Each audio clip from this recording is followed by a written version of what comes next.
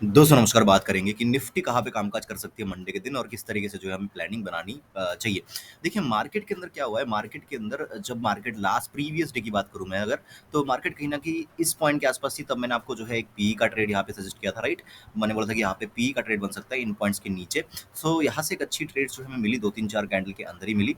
फिर कहीं न कहीं मार्केट जब इस पॉइंट के आसपास थी, तब मैंने बोला था कि एक रेंज बना हुआ था, उस रेंज से मार्केट सपोर्ट ले रही, तो यहाँ से ऊपर जाने की पॉसिबिलिटीज़ है। फिर मार्केट जो है यहाँ तक आई, मैंने इस डे हाई तक का टारगेट जो है रखा था। ओके, उसके बाद मार्केट फर्दर ब्रेक कर रही थी। मैंने ये भी बोला था कि फर्दर ब्रेक करती है तो मार्केट लॉन्ग टर्म के लिए बुलिश जो है यहाँ पे हो सकती है। पर इन किसी पॉइंट के आसपास आके मार्केट के अंदर मुझे स्ट्रेंथ नहीं लग रही थी। मैंने आपको बोला था कि 475 के ऊपर ब्रेक करेगा तो फर्दर सी का ट्रेड देखेंगे, नहीं तो यहाँ पे जो है हम थोड़ा सा मार्केट के अंदर रुक जाएंगे। हाँ, अगर इन स्विंग्स को मार्केट ब्रेक करते तो फिर से पी की तरफ हम बैठ सकते, लेकिन कॉल की तरफ फर्दर नहीं बैठेंगे।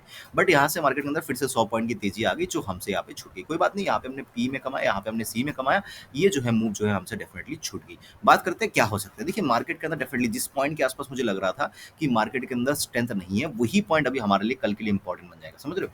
ये पॉइंट जो है हमारे लिए कल के लिए इंपॉर्टेंट बन जाएगा, जो कि है 450-460 के आसपास। इस पॉइंट के आसपास क्या लग रहा था मुझे कि मार्केट जो है थोड़ा सा यहाँ पे गिरावट दिखा सकती है, लेकिन मार्केट ने फर्दर उसको ब्रेक किया। तो ये पॉइंट कल के लिए हमारे लिए इंपॉर्टेंट बन जाएगा। बात करते हैं कैसे क्या ट्रेड जो है बन सकता है। देखिए कल बहुत ही सिंपल रखूंगा मैं चार्ट को। देखो, अगर मार्केट को ऊपर जाना है, सिंपल सी बात है। अगर मार्केट को ऊपर जाना है, तो मार्केट को 500 के ऊपर ही ओपनिंग देनी पड़ेगी।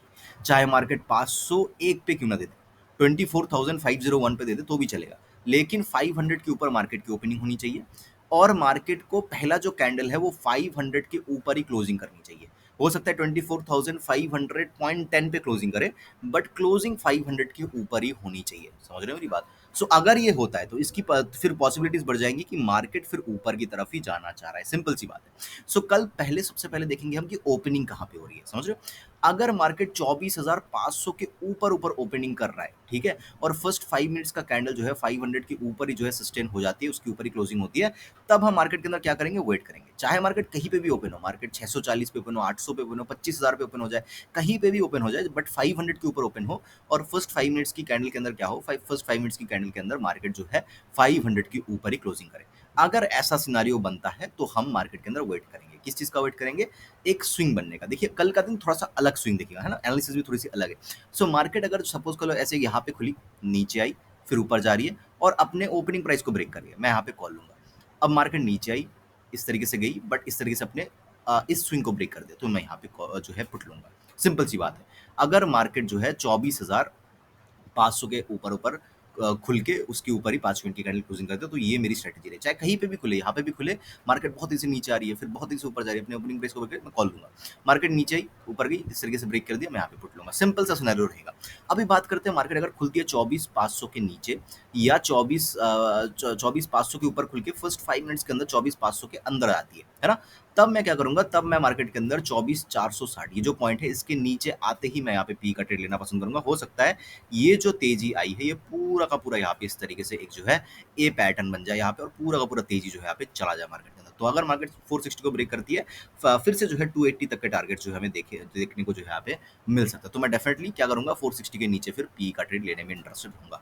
अभी बात करते हैं, मार्केट अगर बहुत बड़ा गैप अप खुलती है तो भी मेरी स्ट्रेटेजी वही स्विंग का ही रहेगा, है ना। स्विंग के अंदर ही जो है मैं यहाँ पे ट्रेड करना पसंद करूंगा। या तो स्विंग के ओपनिंग प्राइस को ब्रेक करके ऊपर निकल जाइए, या स्विंग के जो है इस तरीके से ब्रेक करें। या ऐसा भी हो सकता है मार्केट यहाँ पे इस तरीके से खुलने के बाद इस तरीके से ऊपर आ जाए, फिर नीचे आए, फिर इसको ब्रेक करिए, तो मैं यहाँ पे पुट लूंगा। मार्केट अगर इस तरीके से ऊपर गई, थोड़ा सा नीचे आई, फिर अपने इस स्विंग को ब्रेक करी, तो मैं यहाँ पे कॉल लूंगा। अब स्विंग के ऊपर जैसे ही मैं ट्रेड लूंगा, मेरा जो एसएल है निफ्टी के अंदर 30 से 35 पॉइंट का रहेगा। बहुत ही अलग एनालिसिस है, थोड़ा सा जो है वीडियो को ध्यान से देखिएगा, ठीक है।